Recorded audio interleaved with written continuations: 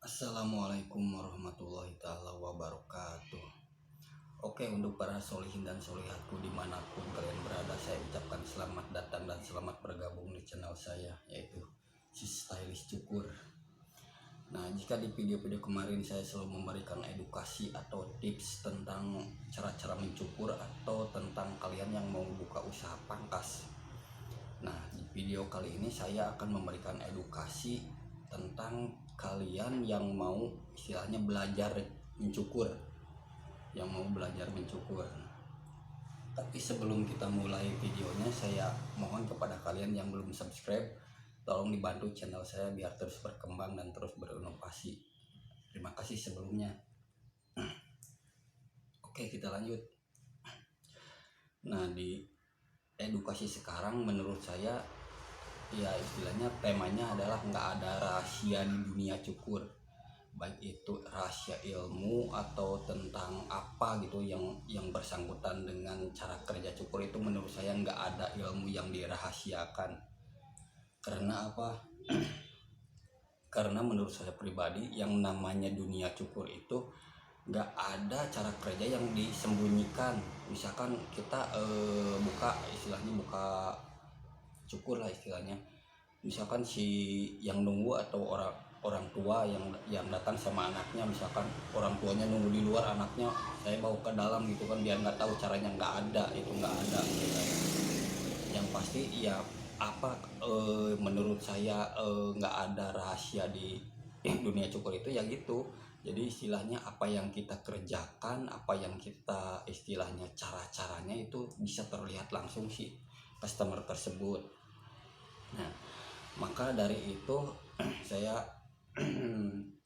istilahnya apa, bagi kalian yang mau belajar mencukur atau belajar potong rambut, ya nggak ada salahnya sih mencoba gitu kan, mencoba. Nah, cuman di dunia cukur lah nggak ada rahasia, dan cuma tukang cukur lah istilahnya, nggak ada kata pelit dalam ilmu.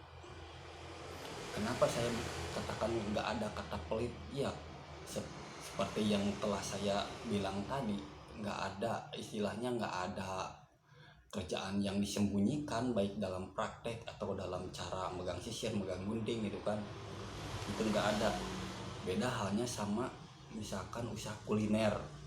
Nah, kalau kuliner kan si karyawan nggak istilahnya nggak mau, ada yang nggak mau tahu, ada yang nggak bisa dikasih tahu sama si owner tersebut kan, karena cuman resepnya cuman owner tersebut yang bisa gitu kan, tanpa memberikan resepnya kepada si karyawan tersebut.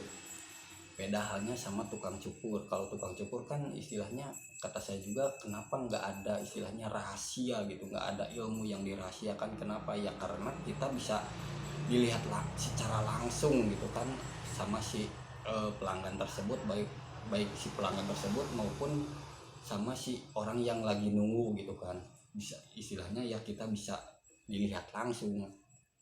Nah, maka dari itu menurut saya cuman tukang cukur lah, nggak ada yang istilahnya, nggak ada yang pelit lah istilahnya gitu. maaf ya. Nah, tapi saya sarankan kepada kalian yang mau belajar cukur, saya sarankan ya, pertama-tama kalian itu harus menguasai teknik gunting dulu sebelum kita menguasai istilahnya, sebelum kita apa, praktek langsung pakai clipper atau apa mesin cukur tersebut. Alangkah baiknya kalian itu menguasai teknik gunting dulu, karena menurut saya pribadi, kalau kita sudah menguasai teknik gunting, terus kita istilahnya belajar pakai mesin itu nggak lama. Beda hanya kalau kita langsung praktek pakai clipper. Kalau kita langsung praktek langsung pakai clipper, ya otomatis pakai gunting ya akan kaku lagi gitu kan. Beda halnya sama yang udah menguasai gunting dulu. Karena ini menurut saya pengalaman pribadi, dan banyak saran-saran dari teman-teman juga sama gitu. Kalau bisa lah yang orang yang masih pemula istilahnya, yang masih amatir gitu kan, diusahakan kuasailah teknik gunting dulu. Nah itu saran dari saya. Nah sekarang kalau kalian misalkan minat atau istilahnya kan kalau zaman sekarang cari kerja itu susah kan, apalagi kalau kita istilahnya yang namanya ijazah, ya maaf, ijazah itu cuman formalitas. Sekarang yang bisa bekerja itu hanya ini, uang. Sekarang uang yang bicara, bukan ijazah menurut saya gitu kan. Ya maaf, bukan saya istilahnya gimana gitu kan, tapi ya memang gitu kenyataannya. Nah maka dari itu saya sarankan kepada kalian yang mau belajar cukur, nggak ada salahnya buat praktek atau buat mencoba lah istilahnya, buat mencoba istilahnya belajar. Nah saya sarankan itu kalau mau belajar, coba kuasai dulu teknik gunting dulu. Nggak ada salahnya sih langsung pakai mesin cukur juga, cuman ya nanti kalau kita sudah menguasai teknik clipper, ya pasti akan belajar lagi teknik gunting. Dan teknik gunting itu menurut saya pribadi akan lebih lama bisanya daripada menguasai teknik gunting. Itu menurut saya pribadi, nggak tahu kalau menurut kalian semua gitu kan. Nah maka dari itu saya sarankan kepada kalian, jangan ragu untuk mencoba istilahnya belajar atau mempraktekkan. Ya kalau ya istilahnya nggak mungkin lah kita praktek langsung ke orang lain, apalagi orang yang nggak dikenal. Ya sedikit-sedikit kita istilahnya bolehlah mempraktekkan sama teman, saudara, atau orang-orang terdekat lah yang istilahnya yang bisa menerima gitu kan. Cuman satu syaratnya menurut saya, kalian itu harus ada orang yang mendampingi, dan orang yang mendampingi itu harus orang yang bisa mencukur. Biar kalian misalkan udah nyerah, udah nggak bisa ngelanjutin, orang ini gimana cara itunya. Nah kan kalau ada orang yang mendampingi enak, tinggal dilanjutin sama orang yang istilahnya mendampingi kita itu. Nah itu saran saya. Nah cobalah istilahnya, nggak ada salahnya kalian itu, karena menurut saya ilmu itu nggak ada yang berat. Karena menurut saya kalau kita istilahnya sudah bisa, ilmu itu nggak berat dibawa kemana-mana gitu kan. Kalau kita punya skill istilahnya, ya udah bisa, meskipun kita belum punya pangkas sendiri istilahnya, ya kita lah bisa istilahnya.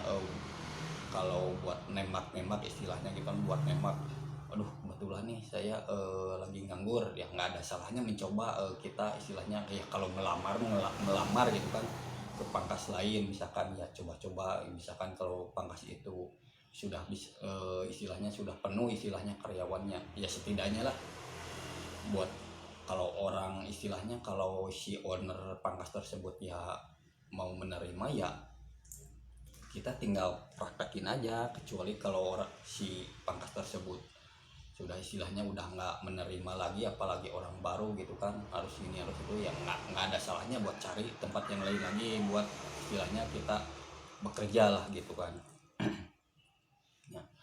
Nah di sini saya sarankan kepada kalian yang masih pemula itu istilahnya gimana ya, misalkan kalian sudah bisa tapi istilahnya kalian itu sudah bisa, ya sekedar bisa lah, belum benar-benar mumpuni, belum benar-benar menguasai teknik-teknik cukur tersebut. Nah saya sarankan kepada kalian, jangan buru-buru mengambil keputusan buat buka pangkas ya, atau ya meskipun misalkan kalian udah punya modal, saya udah punya modal nih, nggak ada salahnya kalau memang itu nggak ada salahnya. Cuman di sini harus dipertimbangkan dulu, apakah skill kalian itu sudah istilahnya sudah mumpuni lah, atau apa kedepannya misalkan kalian itu, apakah si pelanggan itu mau datang lagi ke depannya atau hanya membuat kapok. Nah itu yang harus dipertimbangkan, karena yang namanya ngerintis pangkas rambut itu atau cukur itu nggak semudah istilahnya ya bukan pangkas doang sih, kayak usaha-usaha lain juga yang namanya ngerintis pasti orang-orang itu kadang ragu buat mencoba gitu kan, apalagi yang namanya rambut. Kalau yang namanya rambut kan kalau udah salah misalkan kependekan nggak bisa dipanjangin lagi, kecuali kalau masih panjang kan masih bisa dipendekin lagi. Nah di situ masanya saya katakan janganlah istilahnya kita jangan terburu-buru mengambil keputusan. Nah harus pikir-pikir dulu apakah saya misalkan apakah saya udah siap nih gini. Tapi sebelum kalian mencoba gini aja, saya kasih rekomendasi kepada kalian. Misalkan kalian itu istilahnya ke temen yang mau misalkan potongan kayak potongan apalah misalkan ya French crop kayak apa gitu kan, coba kalian itu istilahnya kuasai dulu. Nah kira-kira sudah menguasai dari cara kerja terus dari hasil, terus kalian boleh nih di istilahnya apa dilihatin sama orang-orang yang sudah profesional. Nah ini hasil saya kira-kira gimana, saya udah istilahnya udah panas belum buat buka usaha sendiri gitu kan. Nah dan pasti si orang yang istilahnya yang sudah paham gitu kan ya, kalau istilahnya hasilnya kita memang istilahnya sudah cukup bagus ya, tapi kan itu kan istilahnya belum tentu gitu kan, belum tentu tahu cara kerja kita gimana gitu, belum tentu belum apa sih dia itu belum tahu cara kerja kita itu gimana. Wah apa cara kerjanya tadinya gimana, cara megang ngodingnya gimana, cara megang sisir gimana atau mesin gimana, kan itu kan cuma istilahnya memperlihatkan hasilnya doang. Nah, ya mungkin kalau orang yang istilahnya orang yang sudah profesional itu mau memberikan arahan, ya mungkin dia akan istilahnya ya mungkin gini istilahnya coba saya mau lihat cara kerja kamu dulu. Ini cuman hasil, memang hasil istilahnya sudah lumayan lah istilahnya lumayan gitu kan. Tapi dari cara kerja kamu gimana gitu kan. Kan kadang-kadang nggak semua tukang cukur itu dari kerjanya itu ada yang lembut, ada juga kan yang kasar gitu kan. Ada yang kasar, ada yang yang menurut saya pribadi nggak ada. Nggak semua tukang cukur itu istilahnya baik, bukan baik dalam hasil tapi dalam kerja gitu kan. Ya misalkan ya maaf gitu, nggak sedikit saya lihat orang yang istilahnya orang yang bisa cukur cuman cara kerjanya itu ya kalau saya lihat masih kasar, masih gimana gitu kan. Kadang-kadang ya dari pegang sisir, dari pegang mesin juga atau pegang gunting ya masih istilahnya ya malum lah, saya maklumin gitu kan. Itu kan orang yang tidak kursus atau orang yang istilahnya memakai skill sendiri gitu tanpa tanpa ada pengarahan dari orang-orang yang sudah profesional gitu kan. Nah cobalah kalian itu bertanya, jangan malu bertanya gitu kan kepada orang yang sudah profesional.